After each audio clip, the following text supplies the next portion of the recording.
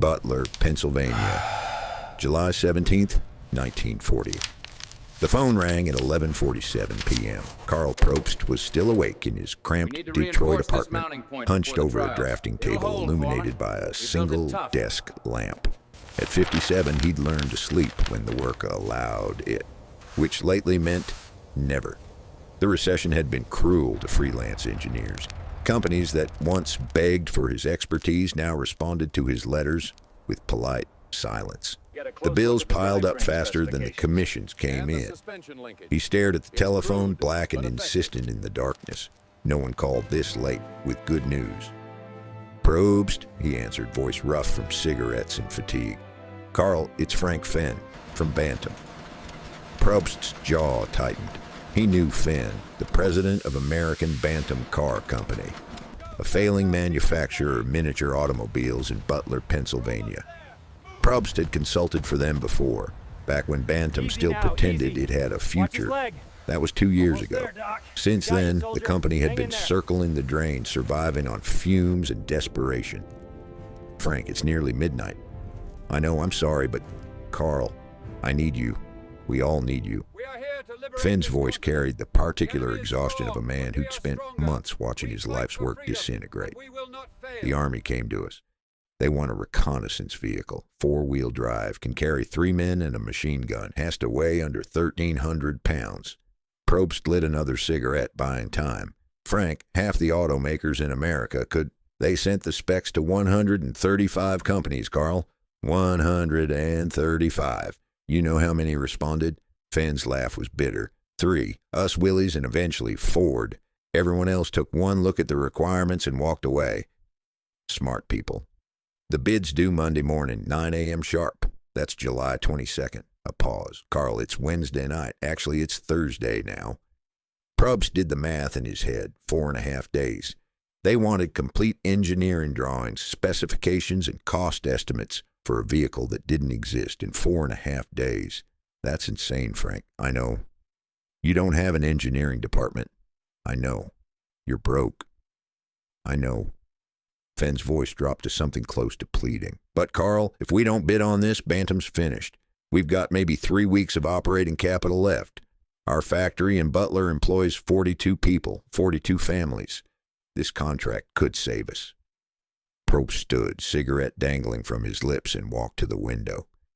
Outside, Detroit slept. Somewhere in the darkness, the giants, Ford, General Motors, Chrysler, slumbered in their fortresses of steel and money. Those companies could design this vehicle in their sleep, but they weren't interested. "What's the deadline for the prototype?" Probst asked. 49 days from the bid acceptance. They want a running vehicle delivered to Camp Holabird in Maryland by September 23rd.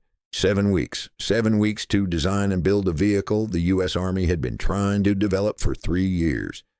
And the compensation, Frank? For me, I mean. The silence stretched long enough that Probst knew the answer. "We can't pay you up front, Karl. We don't have it. But if we win the contract, if we pull this off, there'll be money. Real money. You'll get your fee. You have my word." Probst closed his eyes.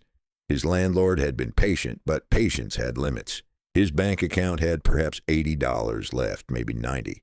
He'd need to eat during those 4 days. He'd need gas for the drive to Butler.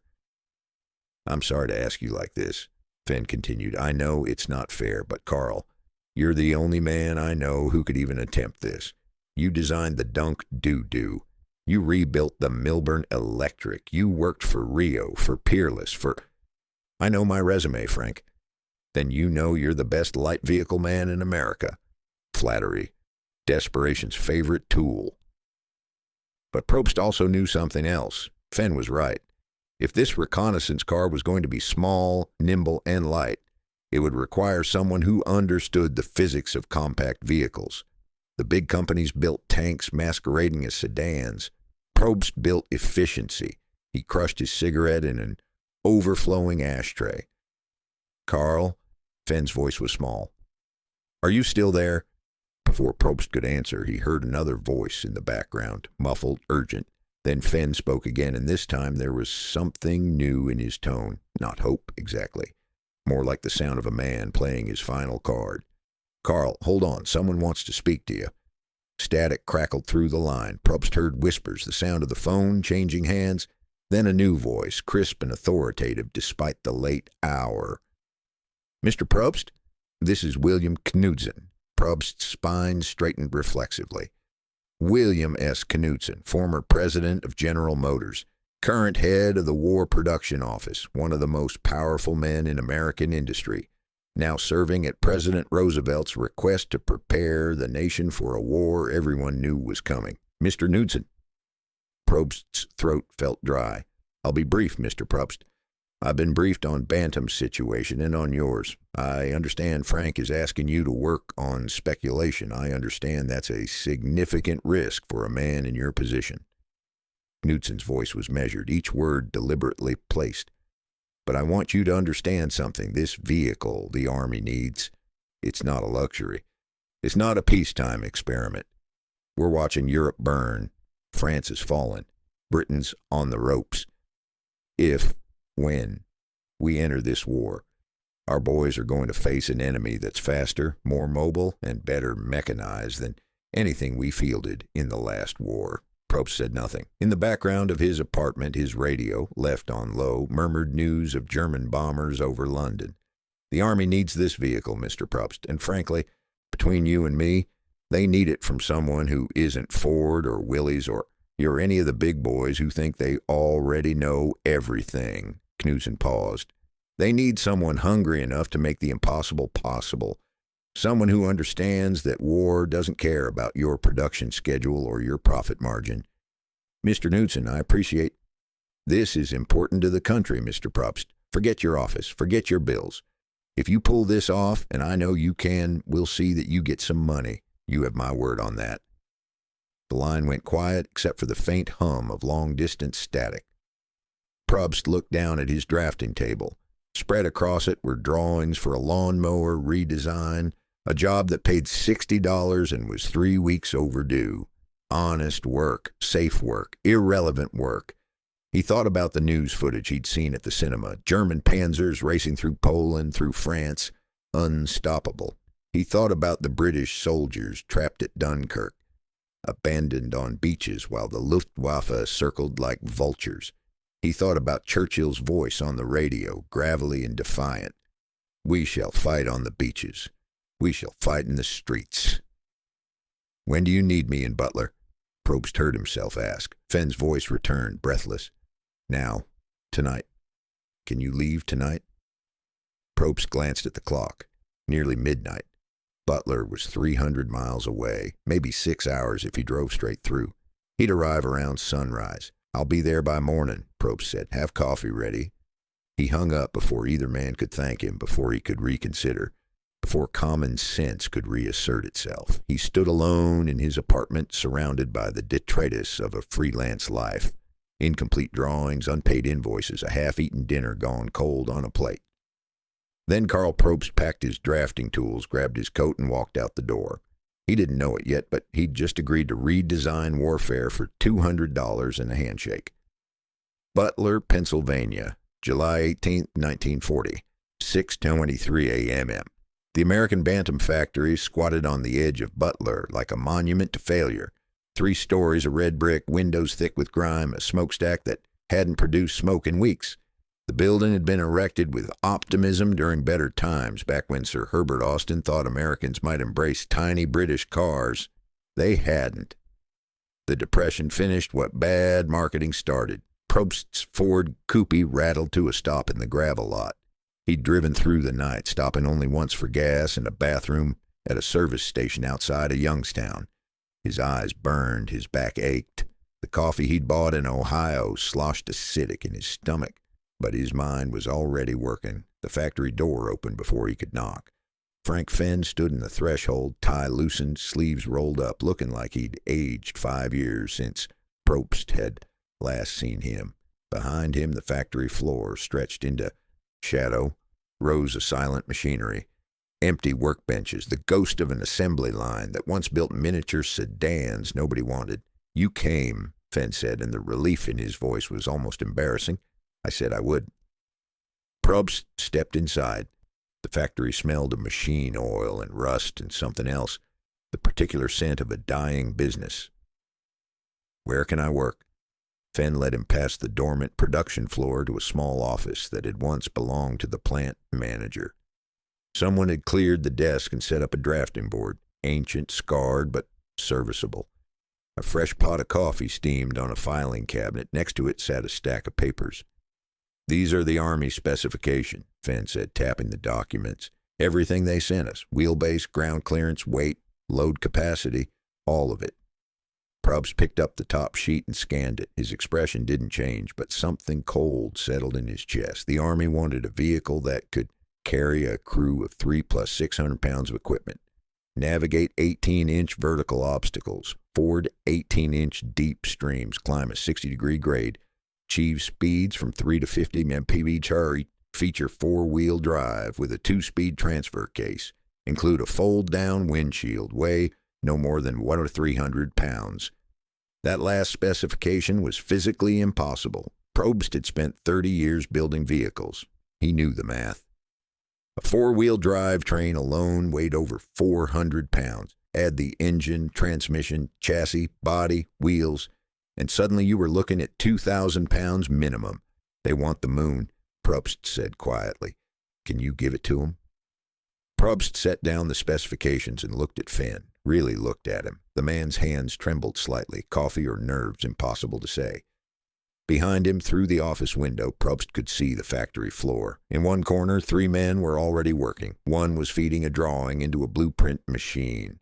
Another was measuring something on a workbench. The third was on the telephone, gesturing animatedly. "Who are they?"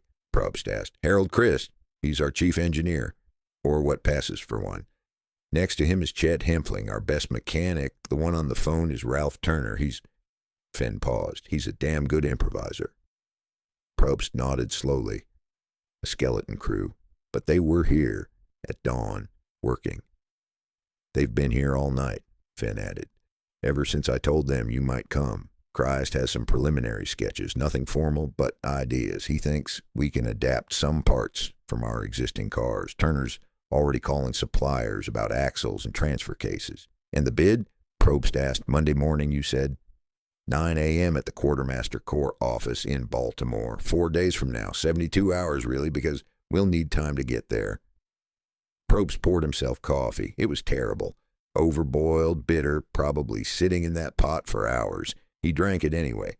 4 days to design. A vehicle. 49 days to build it. A handful of men, a bankrupt company, and specifications that defied physics. It was the stupidest thing he'd ever heard. "I'll need complete access to your parts inventory," Probst said. "Everything in this building. I'll need dimensions on every existing component. Chassis, axles, everything. Done. I'll need someone who can run calculations, weight distribution, load bearing, torque requirements. Chris can do that. And I'll need everyone to understand something." Probst turned to face Fenn fully. "If we do this, if we actually pull this off, we're not designing a car. We're designing a military vehicle. That means no frills, no comfort, no style, just function. It's going to be ugly, loud, and uncomfortable. Can you live with that?" Fenn's expression didn't change. "Karl, we're 3 weeks from bankruptcy. I can live with anything that has wheels and an engine." Probst allowed himself the ghost of a smile. Then he set down his coffee, rolled up his sleeves, and approached the drafting board. "Then let's build the moon." Outside, the sun crept over Butler's modest skyline. Inside the American Bantam factory, Karl Probst pressed pencil to paper and began to sketch the outline of a vehicle that would change the world. He had 96 hours to make the impossible real. The clock was already ticking. Butler, Pennsylvania. July 18th, 1940. The drafting room had been abandoned for months. Dust coated everything. The drawing tables, the filing cabinets, the measuring tools scattered like archaeological artifacts from a more optimistic era. Harold Christ pushed open the door and flipped a switch. Fluorescent lights flickered, buzzed, and grudgingly illuminated the space where American Bantam's engineering department once thrived. "Christ," muttered Chet Hempling, surveying the room. "Looks like a tomb." "Not yet," Christ said. He was 38 years old, thin as wire, with the permanent squint of a man who'd spent 20 years staring at technical drawings. As Bantam's chief engineer, their only engineer, really, he'd watched the company hemorrhage talent for 2 years. Good men had left for Ford, for GM, for anywhere that still had a paycheck. Now it was just him, Hempfling, Ralph Turner, and whatever magic Karl Probst could conjure. Probst stood at the window, staring out at the factory floor below. In the early morning light, the silent machinery looked almost peaceful. No workers, no production. Just potential energy waiting to be converted into something real. "Harold," Probst said without turning around, "show me what you got." Chris spread a wrinkled sheet of paper across the nearest table, a rough sketch, more concept than design. It showed a boxy vehicle with 4 wheels, an open body, and proportions that suggested someone had taken a normal car and compressed it like an accordion. "I drew this 3 weeks ago," Chris explained. "When the QMC first started sniffing around. It's based on our chassis, but stretched. I figured we could use existing Bantam components where possible. Saves time, saves money." Probst studied the sketch. Wheelbase, 80 inches. Army spec calls for no more than that. Engine, Continental 4-cylinder, 45 horsepower. It's what we can get on short notice. Probst pulled out his measuring tools, calipers, a slide rule, a well-worn notebook filled with scribbled calculations. He began taking measurements from the sketch, translating Christ's rough concept into hard numbers. "The weight," Probst said after a long silence, 1,300 pounds. "Harold, you know that's impossible?" Crest's jaw tightened. "I know. A 4-wheel drive train alone weighs 400 pounds. Add the engine, transmission, chassis, body, wheels." Probst trailed off, doing mental arithmetic. "We're looking at 1,800 pounds minimum, maybe 2,000. "So we lie," Chris said flatly. Probst looked up, surprised. "We tell them what they want to hear," Chris continued. "We bid 1,300 pounds, submit the drawings, win the contract. Then when we build the prototype, we come in overweight and claim it was unavoidable given the specifications. By then they'll be so invested in the project they won't back out." It was pragmatic. Dishonest, but pragmatic. Probst had seen enough of military procurement to know that specifications often bore little resemblance to reality. The Army wanted the moon, but they'd settle for low Earth orbit if the vehicle actually worked. "All right," Probst said. "We design for reality, bid for fantasy. But Harold, if they catch us fudging the numbers before the contract's signed, we're finished. Then we don't get caught." Probst smiled grimly. "Fair enough. Now show me your parts inventory. Everything in this building. I need to know what we can scavenge." July 19th, 1940. 2:17 a.m. Probst had been awake for 20 hours straight. The drafting table was covered in technical drawings, dozens of them, each one a piece of the puzzle. He worked with mechanical precision, his hand moving across the paper in confident strokes. Lines became shapes. Shapes became components. Components became systems. The vehicle was taking form.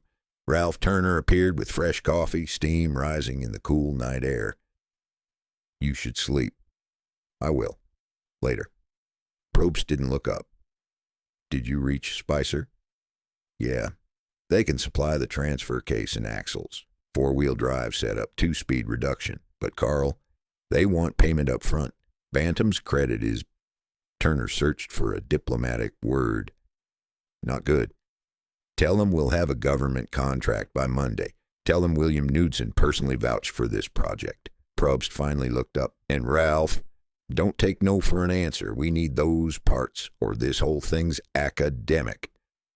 Turner nodded and disappeared back into the darkness of the factory. Probst returned to his drawing. The challenge wasn't just designing a vehicle. It was designing one that could be built quickly with existing components. Every custom part meant delays, meant tooling, meant cost. So he was cannibalizing the automotive industry. Studebaker Champion axles here, Continental engine there, Warner transmission, Spicer drivetrain. It was Frankenstein's monster stitched together from the corpses of better funded programs, but it would work. It had to work. "Karl," Harold Christ's voice hoarse from cigarettes and exhaustion. He'd been working in the adjacent room, calculating load distributions and stress points. "The frame. If we go with channel steel, we save 30 pounds. Strength? Adequate. Barely, but adequate. Do it. Chris made a note and disappeared. Outside, the sky was beginning to lighten. Not quite dawn, but that pre-dawn gray that promised the sun was coming whether anyone was ready or not. Probst stood stretching muscles that had forgotten what it felt like to move. His back screamed, his eyes burned, his hands ached from gripping the pencil, but the drawing in front of him was nearly complete. It showed a vehicle 130 inches long, 60 inches wide, with an 80-inch wheelbase, open body, fold-down windshield, 3 across seating. The design was brutally simple, no curves, no elegance, just right angles and function. It looked like something a child might sketch, all boxes and lines. But Probst knew something the child wouldn't. Simplicity was strength. Every unnecessary curve was a point of failure. Every decorative element added weight. This vehicle had to survive war, and war had no patience for aesthetics. He picked up his pencil and added one final detail, a mounting point on the hood for a machine gun. The Army specs had called for it, but seeing it drawn made something twist in Probst's stomach. This wasn't a car anymore. It was a weapon, or at least a platform for weapons. He thought about the men who would drive this vehicle. Young men, probably. Boys, really. Barely out of high school, who'd never expected to see combat. They'd sit in these seats, grip this steering wheel, and drive into gunfire because someone in Washington told them to. And if Probst's design was flawed, if the chassis cracked, if the drivetrain failed, if the weight distribution was wrong, those boys would die. He crushed out his cigarette and got back to work. July 20th, 1940, 11:45 a.m. It's impossible, Frank Fenn said, staring at Probst's cost estimates. They were gathered in Fenn's office. Probst, Christ, Turner, and Fenn himself. The air was thick with cigarette smoke and tension. On Fenn's desk sat a neat stack of papers, complete technical drawings, specifications, and a bid proposal. Which part? Probst asked, though he already knew. All of it. Karl, you're saying we can build 70 vehicles in 75 days. That's 1 vehicle per day, plus prototype time. We don't have the manpower. We don't have the tooling. Hell, we barely have the factory space. We'll work 24-hour shifts, Chris interjected. 3 crews, 8-hour rotations. We'll bring back every man we laid off. We'll hire locals if we need more bodies. With what money? Fenn's voice rose. We're broke, Harold. We're 3 weeks from closing the doors permanently. Even if we win this contract, the Army won't pay until delivery. How do we pay workers for 2.5 months with no revenue? Silence. It was a fair question, a devastating question. Turner spoke up, voice careful. We could borrow against the contract, take the bid to a bank, show them the government's interested, use that as collateral. And if we don't win, then we're bankrupt either way, Turner said with a shrug. At least this way we tried. Fenn rubbed his face. He looked 10 years older than he had 4 days ago. Jesus, okay, fine. What about the weight issue? Karl, your drawings show 1,800 pounds. The Army wants 1,300. Probst pulled out a separate sheet, the official bid proposal. On it, in his neat handwriting, the estimated vehicle weight read 275 pounds. That's a lie, Fenn said. That's an estimate based on optimistic assumptions, Probst corrected. Look, Frank, every other company that looked at these specs came to the same conclusion we did. It's physically impossible at 1,300 pounds, but nobody wants to tell the Army that before winning the contract. So we bid low, build a reality, and when we deliver an 1,800-pound prototype that actually works, they'll adjust the specification. And if they don't, then we're no worse off than if we'd told them the truth up front and gotten disqualified. It was circular logic, the kind of bureaucratic dance that Probst normally despised. But this was war, or it would be soon. And war made liars of honest men. Fenn picked up the bid proposal and read it carefully. His hand trembled slightly. This wasn't just a business decision anymore. It was survival. Not just for Bantam, but for the 42 families still depending on the company for their livelihoods. All right, Fenn said finally. We submit it. But Karl, Harold, if this goes south, if the Army calls us on the weight and cancels the contract, we're done. No second chances, no appeals, done. Understood, Probst said. Chris nodded. Then let's go to Baltimore. Baltimore, Maryland, July 22nd, 1940, 8:43 a.m. The Quartermaster Corps offices were housed in a nondescript government building that smelled of floor wax and bureaucracy. Probst, Finn, and Harry Payne, Bantam's lobbyist and the man who'd originally convinced the QMC to consider small reconnaissance vehicles, sat in uncomfortable wooden chairs outside a conference room. Inside, Army officers were reviewing the bids. Only 2 complete proposals had been submitted, Bantam and Willys. Ford had expressed interest but hadn't formalized anything yet. 135 companies invited, and only 2 had bothered to show up. Willys underbid us, Payne whispered. He'd seen their proposal, $738 per vehicle compared to Bantam's $750. But their timeline's weak. They want 120 days for the prototype. We promised 49. Can we actually deliver in 49? Finn asked. Probst and Payne exchanged a glance. Sure, Payne said with a confidence he absolutely didn't feel. The conference room door opened. A captain emerged, stone-faced.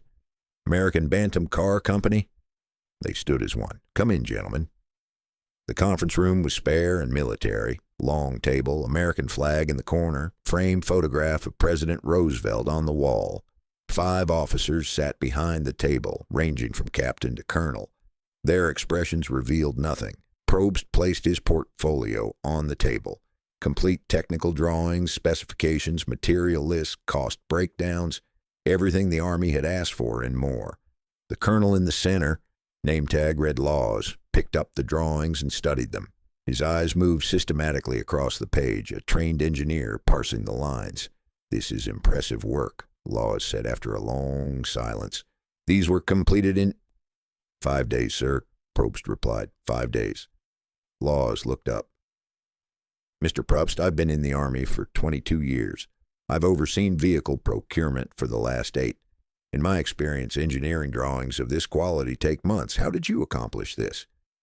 It was a test. Probst knew it. They were probing for lies, for shortcuts, for any indication that Bantam couldn't deliver. Sir, we didn't start from zero, Probst said carefully. American Bantam has been building small, lightweight vehicles for years. We understand the engineering principles involved. What we did was adapt existing knowledge to new requirements. The drawings are fresh, but the expertise behind them's not. Laws nodded slowly. And the weight? You're claiming 1,275 pounds. Yes, sir. Mr. Probst, I have a degree in mechanical engineering from West Point. My staff has advanced degrees from MIT and Carnegie Tech. We've all looked at these specifications. We've all done the math. Laws leaned forward. How exactly do you plan to build a 4-wheel drive vehicle with the load capacity we're asking for at under 1,300 pounds? This was it. The moment where honesty and pragmatism collided. Harry Payne jumped in before Probst could answer. Colonel, with respect, the weight you're seeing is optimistic but achievable. We've identified areas for weight reduction, aluminum components, thinner steel in non-critical areas, lighter... Mr. Payne, Laws interrupted. I'm not asking you. I'm asking the man who drew these plans. Every eye in the room turned to Probst. Outside, through the window, Baltimore bustled with Monday morning traffic, people going to work, going to lunch, living lives uninterrupted by impossible deadlines and military contracts. Probst met the colonel's gaze. Sir, the truth is that 1,300 pounds is borderline impossible. We'll get as close as we can, but the vehicle you've described, with the capabilities you've specified, will likely weigh closer to 1,800 pounds when we're done. The room went silent. Finn's face went pale. Payne looked like he'd been struck. Then Colonel Laws did something unexpected. He smiled. Mr. Probst, you just gave me the first honest answer I've heard in 3 months. Willys told us they could hit 1,200 pounds. Ford's preliminary inquiry claimed 1,100. Both are lying. He closed the portfolio. At least you're lying after building something real. Sir, the contract is yours, Laws said. You'll deliver 1 prototype within 49 days. If it meets functional requirements, and I don't give a damn if it weighs 2,000 pounds as long as it works, you'll receive a follow-up order for 70 additional vehicles. Clear? Probst felt something unclench in his chest. Crystal clear, sir. One more thing. Laws stood and the other officers followed. I'm changing the weight specification to 2,160 pounds, effective immediately. I'll inform Willys and Ford as well. Gentlemen, the Army needs this vehicle. We don't need a fantasy. We need something that functions. Build me that, and we'll be in business." They shook hands. The meeting lasted 30 minutes total. Outside, on the steps of the government building, Frank Fenn grabbed Probst by the shoulders. "You magnificent bastard, you actually did it." "We did it," Probst corrected. "All of us." 49 days, Payne said, his mind already racing ahead. 7 weeks. Karl, can you actually build a running prototype in 7 weeks? Probst thought about the drawings in his portfolio, thought about the Bantam factory with its skeleton crew, thought about all the things that could go wrong, supplier delays, parts failures, design flaws revealed only in testing. "I don't know," he said honestly, "but we're going to find out." They climbed into Fenn's Buick and started the drive back to Butler. It was barely 10 a.m. on a Monday morning in July. The world looked exactly the same as it had an hour ago. But everything had changed. Karl Probst had 49 days to build a vehicle that would help win a war. The clock had started. Camp Holabird, Maryland, September 23, 1940, 4:30 p.m. Harold Christ downshifted as the Bantam prototype crested the final hill. Beside him in the passenger seat, Karl Probst gripped the door frame, knuckles white. They'd been driving for 6 hours straight, 270 miles from Butler to Baltimore. Every mile a test the vehicle had never been designed to endure. The little reconnaissance car rattled and wheezed. Its Continental engine sang at highway speeds, transmission grinding occasionally in third gear. The suspension was brutal, the seats unpadded, the noise overwhelming, but it was running. Against all odds, against every reasonable expectation, the machine they'd built in 7 weeks was running. "There," Chris said, pointing ahead. Through the dusty windshield, they could see Camp Holabird's gates, a guard shack, concrete barriers, and beyond them rows of military vehicles parked in neat formation. 30 minutes to spare. Probst checked his watch. 4:32 p.m. The deadline was 5 o'clock. They'd left Butler at dawn with barely enough time, gambling that the untested prototype wouldn't break down on the highway. It had been the longest, most anxious drive of his life. The guard at the gate leaned out of his shack as Christ pulled to a stop. Young kid, maybe 20, with the slightly bored expression of someone who'd been checking IDs all day. "Help you?" the guard asked. "Harold Christ and Karl Probst, American Bantam Car Company. We're delivering a prototype to the Quartermaster Corps." The guard's expression changed, boredom to curiosity. He walked around the vehicle slowly, studying it like it was something that had fallen from the sky. "This is the reconnaissance car, the one everyone's talking about?" "This is it," Probst said. "Doesn't look like much." Chris smiled tightly. "Wait till you see what it can do." The guard waved them through. They followed a gravel road, past administrative buildings, past vehicle testing facilities, past acres of military equipment awaiting evaluation. Finally, they reached a cluster of buildings marked Motor Transport Research Division. A man in civilian clothes stood waiting on the steps. Probst recognized him immediately. Major Herbert Laws, the officer who'd approved Bantam's contract back in July. Laws had the bearing of a career military man, ramrod straight, economical in his movements, eyes that missed nothing. "Mr. Christ, Mr. Probst." Laws descended the steps as they climbed out of the vehicle. "Right on time, I'm impressed." "We try to keep our promises," Probst said, shaking Laua's hand. Laws circled the prototype, hands clasped behind his back. He ran his fingers along the body panels, checked the clearance under the chassis, tested the door hinges. His expression revealed nothing. "Weight?" Laws asked. 1,850 pounds, Christ admitted. "We know it's over spec, but I don't care." Laws cut him off. "We revised the specifications to 2160, remember? You're under. That's what matters." He paused at the front of the vehicle, studying the rounded hood and grill. "How was the drive?"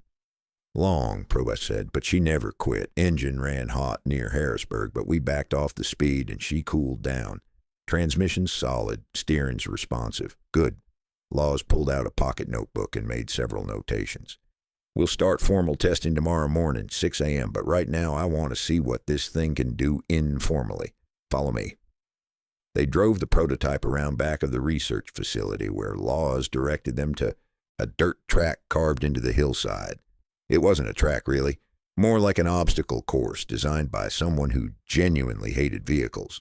Steep grades, water crossings, ditches, log obstacles, loose gravel climbs.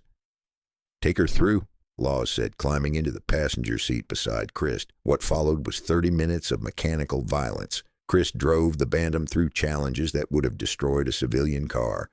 The little vehicle bounced, lurched, scraped, and clawed its way over every obstacle. The four-wheel drive engaged smoothly when needed. The low-range gearing provided torque that seemed impossible from such a small engine. Twice the vehicle tilted at angles that should have rolled it, and didn't. When they finally emerged back onto flat ground, Laws was grinning. "Gentlemen," he said, "you built something remarkable. Get some rest tonight. Tomorrow we put this thing through hell." Camp Holabird, September 24th, 1940, 10:15 a.m. The testing was systematic and brutal. Army engineers drove the Bantam prototype through measured courses, while other engineers stood by with stopwatches, measuring tapes and clipboards. They measured acceleration, braking distance, turning radius, ground clearance under load. They subjected the vehicle to climbs up 60-degree inclines. They drove it through 18 inches of water. They loaded it with 600 pounds of sandbags and sent it over terrain that barely qualified as drivable. The Bantam took everything they threw at it. Probst and Christ watched from the sidelines, alternating between pride and terror. Every stress test was an opportunity for catastrophic failure. One broken axle, one cracked frame, one overheated engine, and the contract would evaporate, but the vehicle held. On day 3, they noticed something odd. There were visitors, not Army personnel, civilians in suits and ties, standing at the edge of the testing grounds, watching, taking notes, taking photographs. "Who are they?" Chris asked one of the Army technicians. The technician glanced over, uncomfortable. "Representatives from other manufacturers, observers." "What other manufacturers?" "Willys-Overland, Ford. The Army invited them to watch." Probst felt something cold settle in his stomach. "Why?" The technician shrugged and walked away. That evening, Probst found Major Laws in his office, reviewing test data. The major looked up as Probst knocked on the door frame. "Karl, come in. I was just going over the performance numbers. This vehicle is exceeding expectations across the board. Frame integrity is—" "Why are Willys and Ford here?" Probst interrupted. Laws's expression didn't change. "The Army felt it prudent to have other manufacturers observe the testing process, learn what works, what doesn't. That's our design they're learning from." "It's the Army's design, Mr. Probst. The contract was very clear. Any intellectual property developed under government funding belongs to the, government." Probst's jaw clenched. "Major, with respect, we took all the risk. We built this in 7 weeks with our own money, our own labor, on the promise of future payment. And now you're giving away our work to companies that didn't even bother to try?" "I understand your frustration." "Do you?" Probst's voice rose. "Willys and Ford have resources we can only dream about. Give them our blueprints, and they'll outproduce us 100 to 1. We'll be left with nothing." Laws stood slowly. He was a head taller than Probst, and for a moment the power dynamic was very clear. Military authority versus civilian desperation. "Mr. Probst, the United States is going to war. Maybe not today, maybe not next month, but soon. When that happens, we're going to need thousands of these vehicles, tens of thousands. American Bantam cannot produce at that scale. You know it. I know it. So the Army has a choice. Protect one small company's commercial interests, or ensure that when our boys go to war, they have the equipment they need to survive." Law's voice softened slightly. "I'm sorry, I genuinely am, but this is bigger than Bantam." Probst stared at him for a long moment. Then he turned and walked out without another word. Camp Holabird, October 16, 1940. The testing had concluded. The Bantam prototype had passed every evaluation with remarkable results.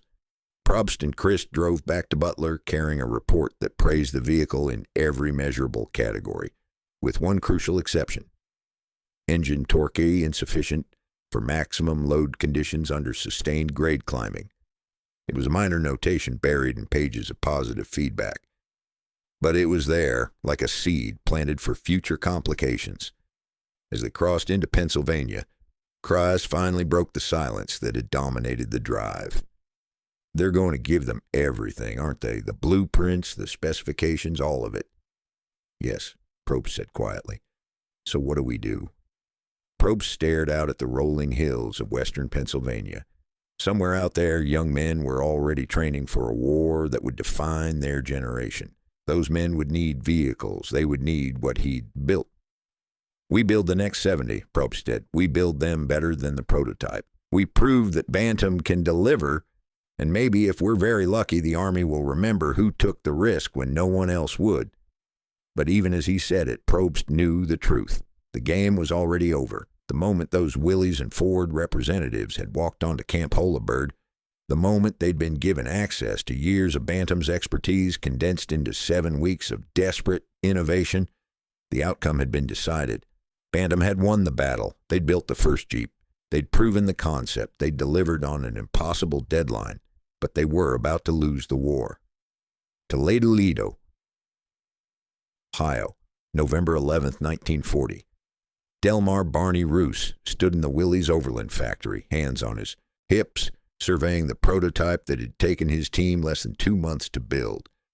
The Willys Quad looked remarkably similar to the Bantam prototype. Same general proportions, same four-wheel drive configuration, same overall design philosophy, but there was one critical difference: the engine. Roos had built his career on power plants. When he joined Willys in 1938, the company's 4-cylinder engine had been a joke. Underpowered, unreliable, practically obsolete. Roos had torn it down to the studs and rebuilt it into something formidable. The Go Devil, they called it. 134 cubic inches, 60 horsepower, 105 pound-feet of torque. Nearly double what the Bantam's Continental engine could produce. Ship it, Roos told his assistant. Camp Holabird. Make sure it arrives before the 15th. The assistant made a note. The Army's going to compare it directly to the Bantam, you know, side by side. Roos smiled. I'm counting on it. He walked to the drafting tables where his engineers were already working on revisions, weight reduction strategies, component improvements, production optimization. They had the Bantam blueprints spread out on one table, Army test reports on another. Everything Bantam had learned through trial and error, through risk and sacrifice, was now Willys to exploit. Roos felt no guilt about this. War was coming. The Army needed the best vehicle possible. If that vehicle happened to be built by Willys, powered by his engine, and based on someone else's desperate gamble, well, that was just business. He picked up a pencil and began marking changes on the blueprints. He would make this vehicle better, stronger, more powerful. And he would make sure everyone forgot that a tiny company in Butler, Pennsylvania, had built it first. Butler, Pennsylvania, November 29th, 1940. The first batch of 70 Bantam BRC vehicles rolled off the production line on schedule. Against all odds, the skeleton crew at American Bantam had delivered exactly what the Army had ordered. Frank Fenn stood on the factory floor, watching as workers performed final inspections on each vehicle.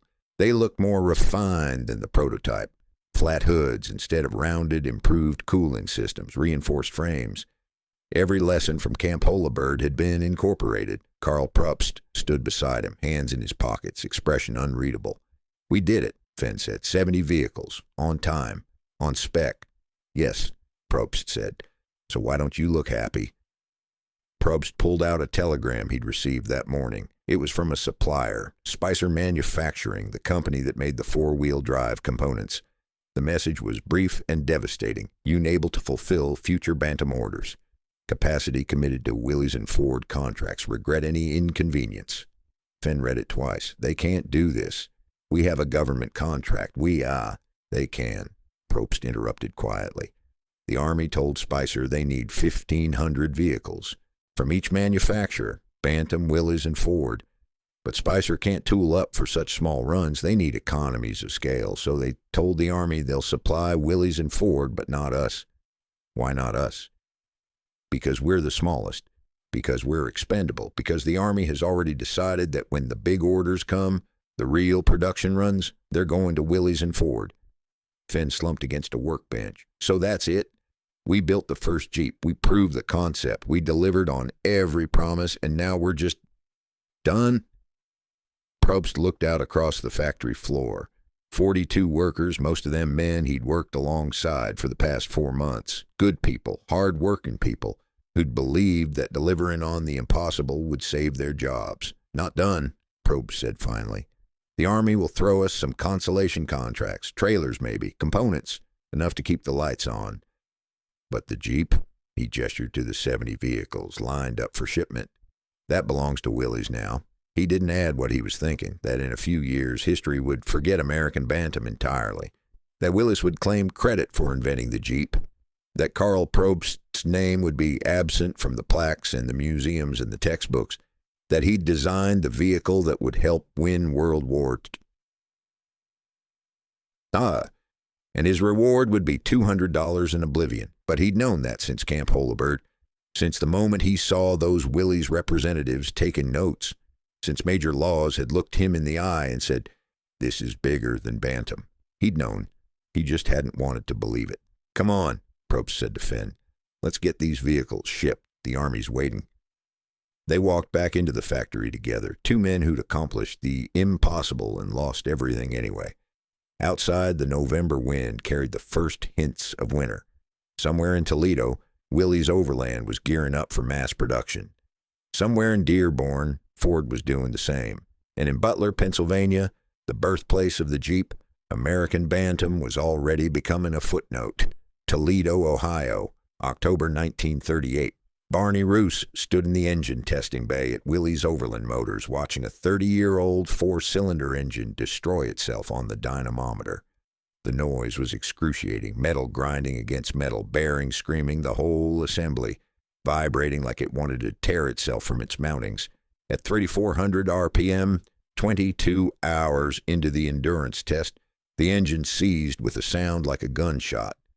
Silence followed, broken only by the whir of the dyno winding down and the hiss of steam from overheated coolant. Roos made a notation in his leather-bound notebook. Catastrophic failure at 22 hours, bearing collapse, crankshaft scored, conclusion, unacceptable. He was 50 years old, tall and aristocratic, with the bearing of a man who'd spent his career among Studebaker executives and British automotive royalty.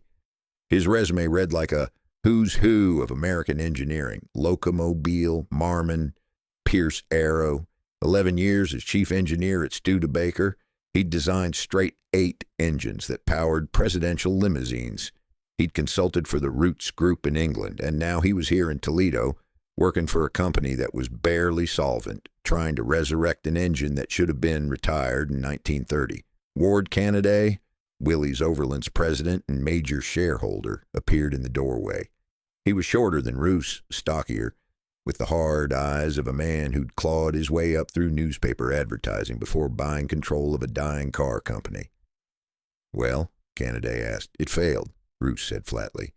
"As expected." "Can you fix it?" "Fix it?"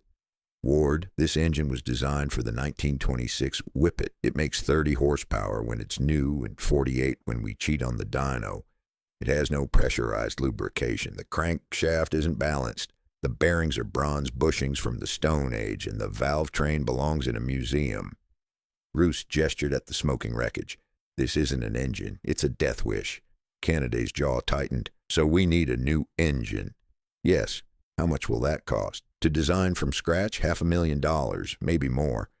Plus tooling, testing, production setup." "We don't have $500,000, Canaday interrupted. "We don't have half of $500,000, Barney. I brought you here because you're the best engine man in America. I need you to make this work." "With what resources?" "Whatever you can scavenge, the tooling we have, the factory space we can spare." Canaday leaned against a workbench. "Look, I'm not asking you to build a Duesenberg. I need something reliable, something that won't embarrass us, something that can run for more than 22 hours without exploding." Roos stared at the destroyed engine. In his mind, he was already tearing it down, cataloging what could be salvaged and what needed to be rebuilt. The challenge was absurd. Resurrect an obsolete power plant with Depression-era resources. and make it competitive with engines from companies that had actual budgets. But Barney Roos had never walked away from an absurd challenge. 100 hours, he said. What? If I rebuild this engine, it needs to run for 100 hours at full power without failure. That's my standard. That's what reliable means. Kennedy nodded. Can you do it? Roos looked at the smoking engine, then at his notebook, filled with calculations and failure analyses. Give me 6 months. You have 3. Toledo, Ohio, January 1939. The redesigned engine sat on the test stand like a prize fighter waiting for the bell. Same displacement as the old Whippet 4, 134 cubic inches. But everything else was new. Roos had worked 18-hour days for 3 months. He'd replaced the bronze bushings with modern insert bearings. He'd redesigned the crank shaft with full counterweights for balance. He'd switched to lightweight aluminum pistons, 340 grams each, precision cast. He'd engineered a full-pressure lubrication system. He'd redesigned the camshaft lobes for better breathing. He'd lightened the flywheel from 57 pounds to 31. Every change was calculated, tested, refined. Nothing was left to chance. His assistant, a young engineer named Miller, checked the final connections. Ready when you are, sir. Roos took a breath. 3 months of work, thousands of dollars in parts, his entire reputation, all riding on whether this engine could do what the old one couldn't. Start it up. The Go Devil, they'd started calling it that. Nobody remembered exactly why. Fired immediately. The sound was different from the old engine, smoother, more purposeful. Where the Whippet 4 had coughed and rattled, the Go Devil hummed with mechanical confidence. Miller brought it up to operating temperature, then slowly increased the load on the dynamometer. 2,000 RPM, 3,000, 4,000 lard. At 4,400 RPM, the needle settled at 60 horsepower. 60 horsepower from 134 cubic inches, nearly double what the old engine produced. How's the temperature? Roos asked. Atmospheric, stable, oil pressure steady, no unusual vibration. Good. Lock it at full power. We're running the endurance test. For the next 4 days, the Go Devil ran continuously at 4,400 RPM. Roos barely left the testing bay. He slept in a cot in his office, checking the engine every few hours. He monitored oil samples, listened for bearing noise, watched for any sign of weakness. 22 hours passed, the point where the old engine had failed. The Go Devil kept running, 50 hours, still running, 75 hours, still running. At 100 hours, Roos ordered Miller to shut it down. They disassembled the engine completely, measuring every component, checking for wear. The bearings looked like new. The crankshaft was perfect. The pistons showed minimal scoring. Barney Roos allowed himself a rare smile. He'd done it. He'd taken a 30-year-old design and transformed it into something modern, something reliable, something that could compete. The Go Devil was ready for production. Toledo, Ohio, September 1940. Roos was in a budget meeting when his secretary interrupted with a telegram from the Army Quartermaster Corps. Willys-Overland was invited to submit a bid for a lightweight reconnaissance vehicle. Deadline, 11 days. It's the same project Bantam's working on, Kennedy said, reading over Roos's shoulder. The Army wants a quarter-ton four-wheel drive vehicle. Small, nimble, cheap. What are the specifications? Roos asked. Kennedy handed him the document. Roos scanned it quickly. About 300 pounds maximum weight, 40 horsepower minimum, four-wheel drive, fold-down windshield, 600-pound payload. We can't meet the weight, Roos said immediately. Not with four-wheel drive. The drivetrain alone weighs more than 400 pounds. Bantam's going to try. Bantam's desperate. They'll promise anything. Roos did quick calculations in his head. If we use the Go Devil and a proper transmission, add four-wheel drive, build a real chassis, we're looking at 2,000 pounds minimum. The Army will reject it. The Army will change their specifications once they see what's physically possible, Roos countered. Ward, if we're going to bid on this, we do it right. We don't promise fairy tales. We build something that works. Kennedy considered this. What's our advantage over Bantam? Roos tapped the specifications. Power. Look at this. They want 40 horsepower minimum. Bantam doesn't have an engine that can deliver that and meet the weight requirements. They'll have to use an underpowered Continental or something similar, he smiled. But we have the Go Devil, 60 horsepower, proven reliable. We can build a vehicle that's heavier than spec, but performs better than anything else on the road. You're gambling that the Army will choose performance over weight. I'm gambling that the Army will choose reality over fantasy. The decision was made. Willys would bid on the contract, not trying to meet impossible specifications, but offering something that would actually work in combat. There was one problem. They needed designs, real engineering drawings, not rough sketches. And they had 11 days. Bantam's already ahead of us, Kennedy said. They've been working with the Army for months. They probably have a prototype half built by now. Roos nodded slowly.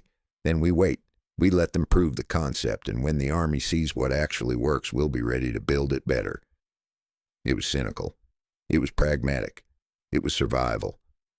Willys-Overland submitted a bid based on rough estimates and a promise to deliver a prototype in 120 days. Far longer than Bantam's 49-day commitment. They underbid Bantam on price but couldn't match their timeline. They lost the initial contract as expected, but Barney Roos wasn't worried. He knew something Bantam didn't. In wartime, performance trumped everything, and the Go Devil was about to prove it. Camp Holabird, Maryland, November 13th, 1940. The Willys Quad arrived at Camp Holabird 7 weeks after the Bantam prototype had completed its testing. The Army had granted Willys permission to develop their own reconnaissance vehicle, and Roos had used the time well. The Quad looked remarkably similar to the Bantam. Same general proportions, same four-wheel drive setup, same open body configuration. The similarities weren't coincidental. The Army had provided Willys with complete access to Bantam's blueprints and test data. Everything Bantam had learned through trial and error, Willys inherited as a starting point. But the Quad had one crucial difference. Under the hood sat the Go Devil. Major Laws and his testing team gathered around the Willys prototype. Roos stood nearby, confident and composed, while a Willys test driver named Red Houseman sat behind the wheel. "Weight?" Laws asked. 2,245 pounds. What, sir? Roos admitted. "We're over the original specification, but within the revised 2160 target." Laws frowned. "That's tight, very tight." "There's a joke around the factory," Roos said with a slight smile. "We say if too much dust settles on it, the Quad will be overweight." Laws didn't laugh. "Take it through the course." What followed was a demonstration of raw mechanical superiority. The Bantam prototype had been nimble and capable. The Willys Quad was a beast. It attacked grades that had challenged the Bantam. It powered through obstacles with authority that came from having 60 horsepower instead of 45. On a steep climb that the Bantam had conquered with difficulty, the Quad roared up without hesitation. In a mud pit that had bogged down the Bantam temporarily, the Quad barely slowed. Laws watched with increasing interest. After an hour of testing, he called Roos over. "The power difference is significant," Lois said. "The Go Devil was designed for reliability under stress," Roos replied. 60 horsepower, 105 pound-feet of torque. It'll run all day at full throttle and ask for more. "What about durability?" The Bantam showed some frame flex under maximum load. "We've reinforced the chassis, heavier gauge steel. The weight penalty is worth it for structural integrity." Laws made notes. "We'll need to conduct full endurance testing. The Bantam went through hell for 30 days. Your vehicle will get the same treatment." "We're ready." Over the following weeks, the Willys Quad proved itself. It wasn't perfect. The weight was problematic and some components needed refinement, but the Go Devil never faltered. While other prototypes from Bantam and Ford occasionally overheated or showed engine strain, the Go Devil just kept running. In December, the Army ordered 1,500 vehicles each from Bantam, Willys, and Ford for extended field testing. All three companies would get a chance to prove themselves in real-world conditions. But Roos already knew how this would end. The Army might order from all three suppliers initially, but when war came, and war was coming, they'd need one standardized vehicle produced at massive scale. And that vehicle would be powered by the Go Devil. Toledo, Ohio, July 1941. The contract award came via telegram. Willys-Overland awarded primary contract for 16,000 reconnaissance vehicles at $738.74 per unit. Production to commence immediately. 16,000 vehicles, nearly $12 million. The largest contract in Willys-Overland's history. Barney Rose read the telegram twice, then walked down to the factory floor where the first production model Willys MMB was being assembled. The vehicle incorporated design elements from all three prototypes: Bantam's original concept, Ford's flat grille, and Willys' Go Devil engine. But everyone knew which component mattered most. A young worker was installing an engine into an MB chassis. Roos watched as the Go Devil was lowered into place, 4 cylinders of proven reliability that would power America through the greatest war in history. "Sir?" The worker noticed Roos watching. "Is something wrong?" "No," Roos said quietly. "Everything's exactly right." He thought about Karl Probst in Butler, Pennsylvania, working for a company that would build only 2,075 Jeeps before being relegated to trailer production. He thought about the Bantam engineers who'd taken all the risks, solved all the problems, and would receive almost none of the reward. He felt no guilt. War was coming, and war needed winners, not martyrs. Bantam had built the first Jeep, but Willys had built the best engine. In the end, that's what mattered.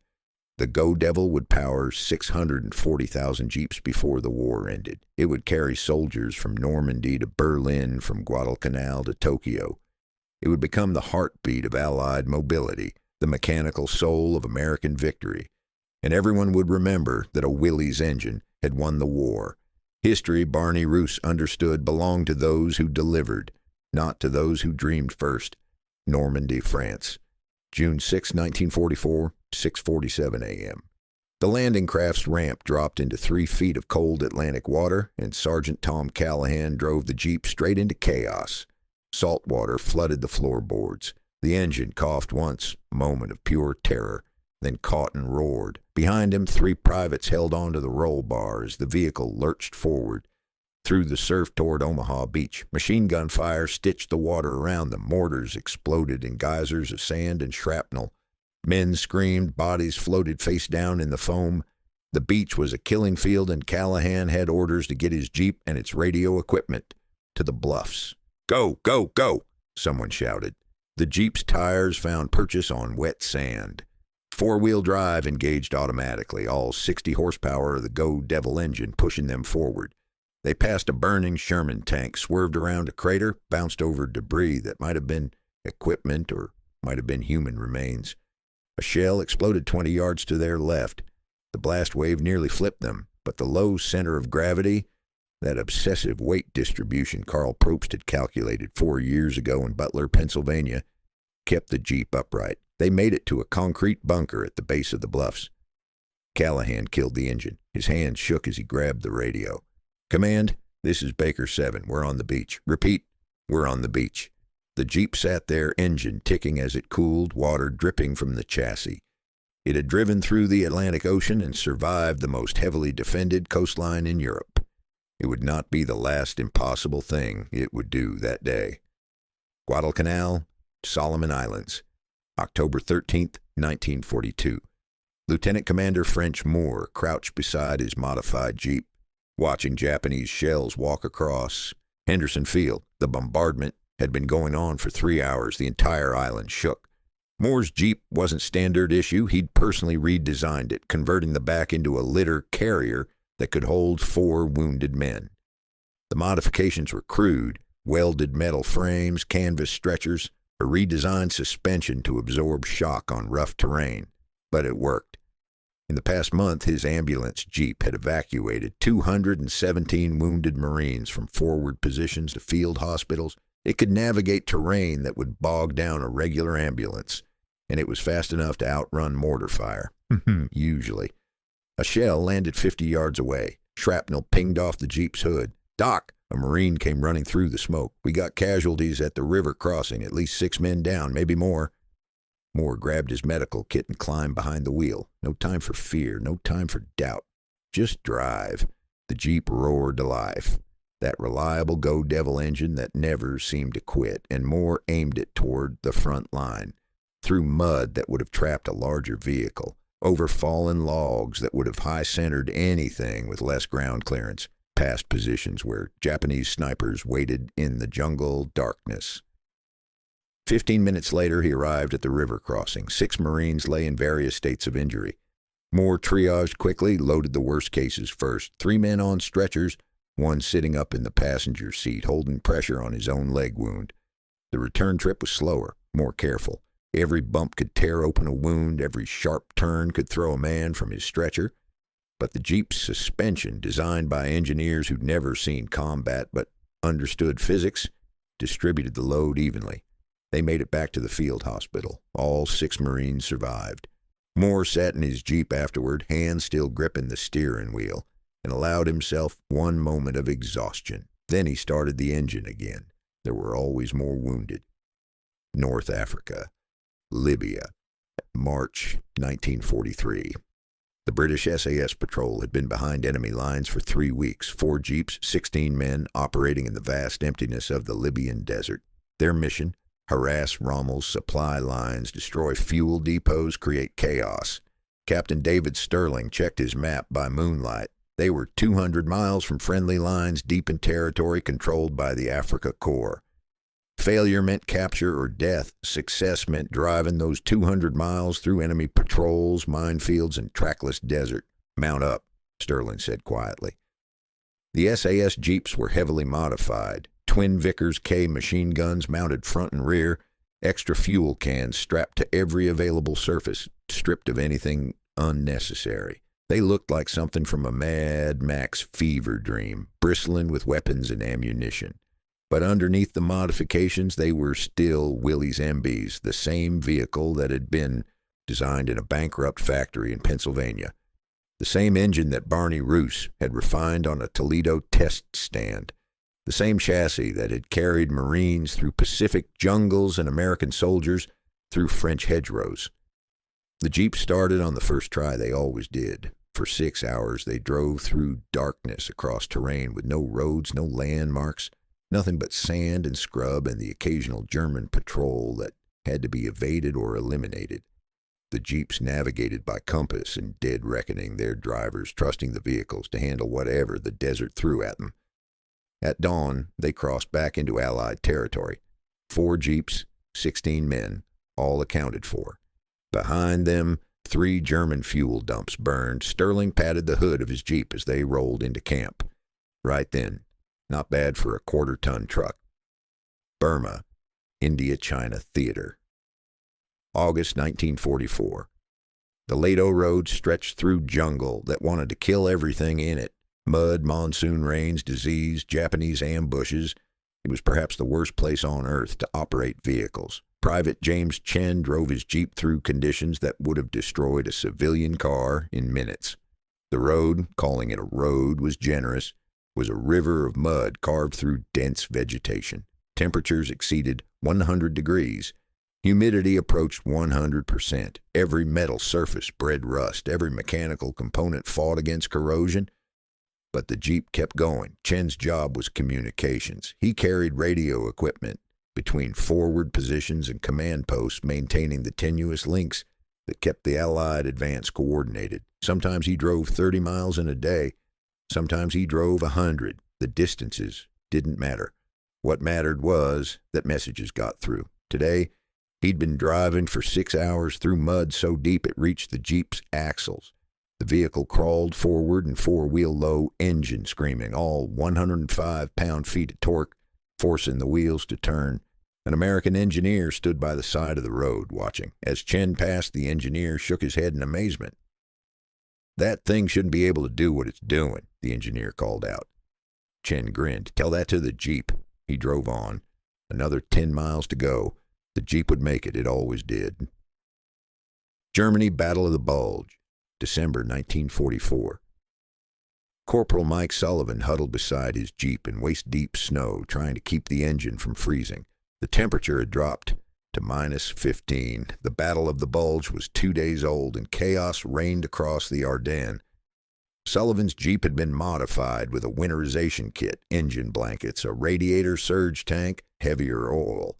Even so, keeping it running in this cold was a constant battle, but they needed it running. Sullivan's unit was cut off from main forces, and the Jeep was their only transport, their only hope of reaching Allied lines before the Germans found them. "Will it start?" Lieutenant Hayes asked. "One way to find out, sir." Sullivan climbed behind the wheel, said a prayer to whatever gods protected engineers and desperate soldiers, and turned the key. The go-devil groaned, pistons moved sluggishly through cold oil. The battery strained. For 3 seconds, that felt like 3 hours. Nothing happened. Then it caught. The engine fired, coughed, and settled into a rough but steady idle. Hayes grinned. "Load up. We're getting out of here." 6 men piled into and onto the Jeep, way over its rated capacity. But capacity was a peacetime concern. Sullivan put it in 4-wheel low and aimed it through snow that had buried the roads. The Jeep pushed forward, through drifts, over ice, past frozen German positions and burned-out tanks. A little vehicle that shouldn't have been able to handle this cold, this snow, this weight, but did anyway. 3 hours later, they reached American lines. 6 men safe, 1 Jeep still running.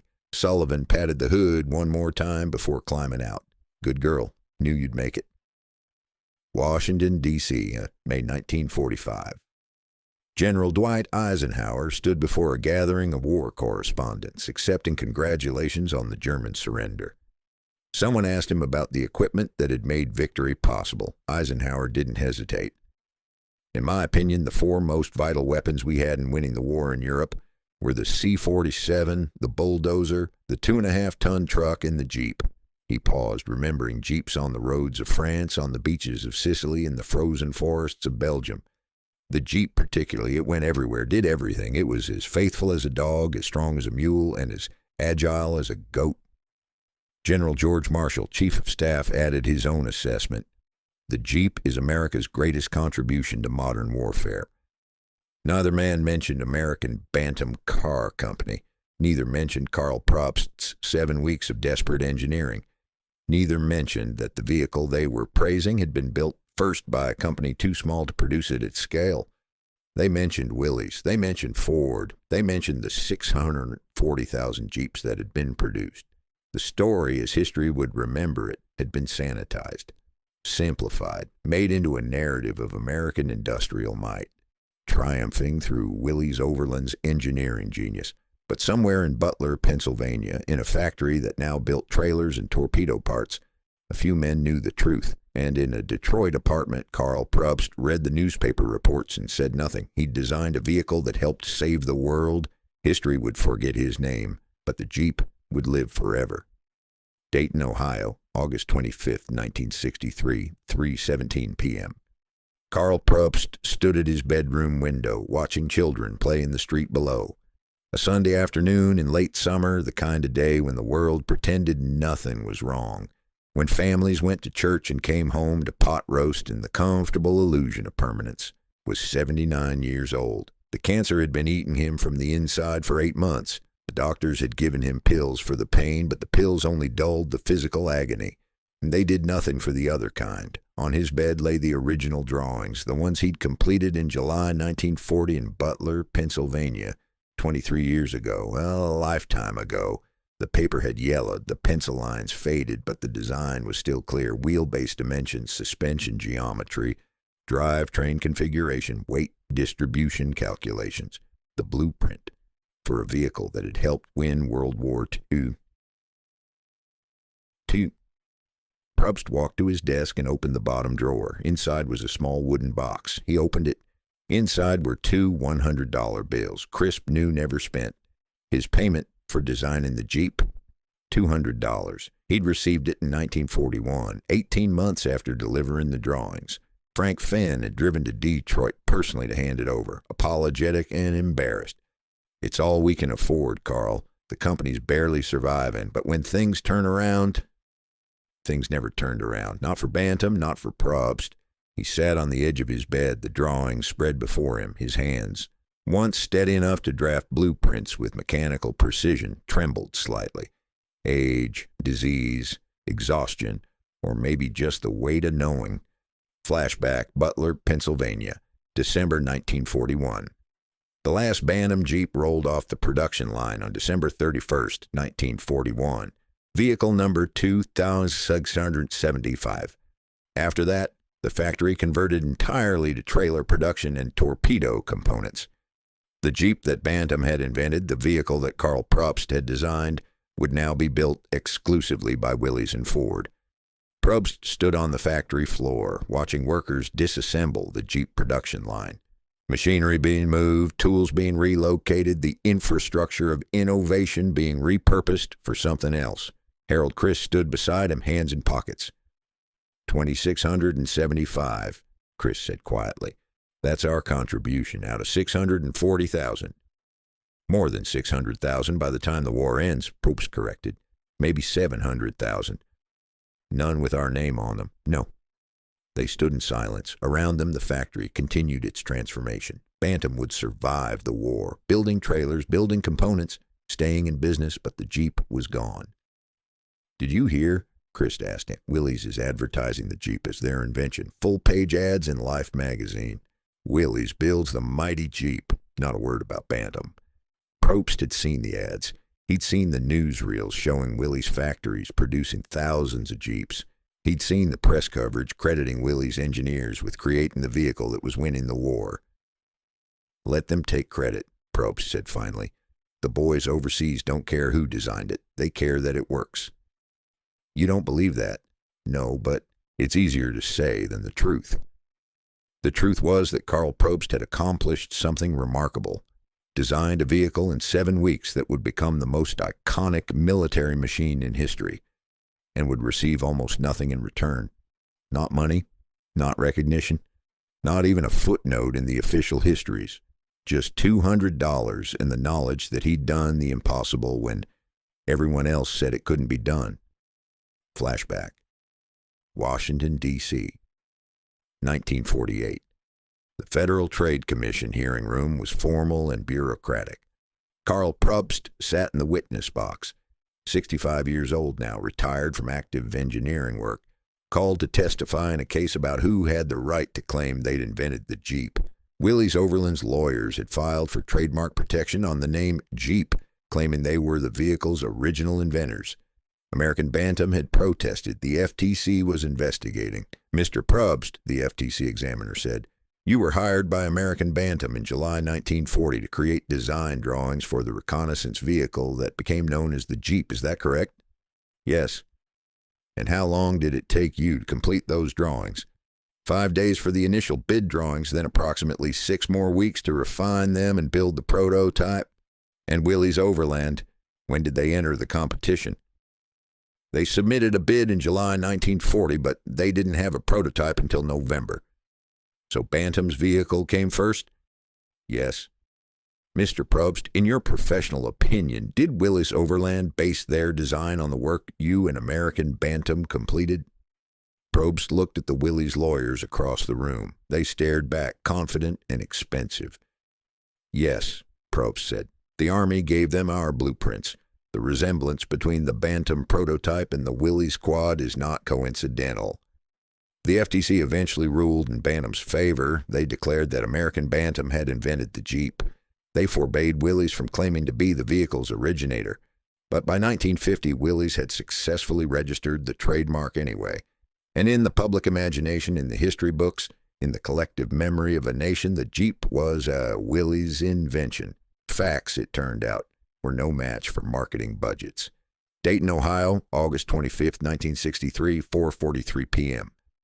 Probst picked up the bottle of sleeping pills from his nightstand. Seco-barbital, prescribed by his doctor to help with the cancer pain and insomnia. The bottle was almost full. He'd been saving them. He looked again at the drawings on his bed, all those calculations, all that careful engineering, weight distribution, suspension geometry, drivetrain specifications. Each line represented hours of work, years of accumulated expertise, a lifetime of learning how to make machinery do what seemed impossible. And for what? Not for glory. History had assigned that to Barney Roos and the Willys engineers. Not for wealth. $200, barely enough to cover a month's rent in 1941. Not even for acknowledgement. His name appeared in no museums, on no monuments, in no textbooks. In Butler, Pennsylvania, at the Bantam factory site, there was a plaque commemorating the Jeep's birthplace. Karl Probst's name was not on it. He thought about the soldiers who'd driven his Jeep through the hedgerows of Normandy, through the jungles of Guadalcanal, through the frozen forests of the Ardennes. Young men who'd trusted their lives to the vehicle he'd designed. Most of them never knew his name. They knew Willys, they knew the Army Jeep. But they didn't know that a desperate, unemployed engineer in a dying factory had created it in 7 weeks for the promise of future payment. The pain in his abdomen flared again. Cancer. The doctor said it was aggressive, terminal. He had weeks, maybe days. He could die in a hospital, drugged and diminished, his last moments managed by strangers. Or he could die here in his own bed, surrounded by the one thing he'd created that had mattered. Probst opened the pill bottle and poured the contents into his palm. Enough to ensure sleep would be permanent. He'd researched the dosage carefully. Old habits, even in death, an engineer calculated. He lay down on the bed, careful not to disturb the drawings. They spread around him like a paper shroud. Technical specifications, his eulogy. His last thought was a calculation. 7 weeks of work, $200 payment, approximately 1,076 hours of engineering, 17 cents per hour, less than what a factory worker made, for the vehicle that helped save the world. Karl Probst swallowed the pills, closed his eyes, and let the mathematics fade into darkness. Epilogue: The Irony of History. In 1991, the American Society of Mechanical Engineers designated the Willys MB Jeep an International Historic Mechanical Engineering Landmark. The ceremony was held in Toledo, Ohio, Willys' home. Barney Roos's contributions were celebrated. The Go Devil engine was praised. Karl Probst's name was mentioned once, in passing. In 2015, the Heinz History Center in Pittsburgh opened a permanent exhibit on the Jeep.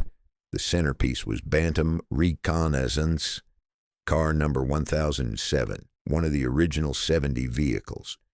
The plaques told the story of American ingenuity, of Willys' engineering prowess, of a vehicle born from American manufacturing might.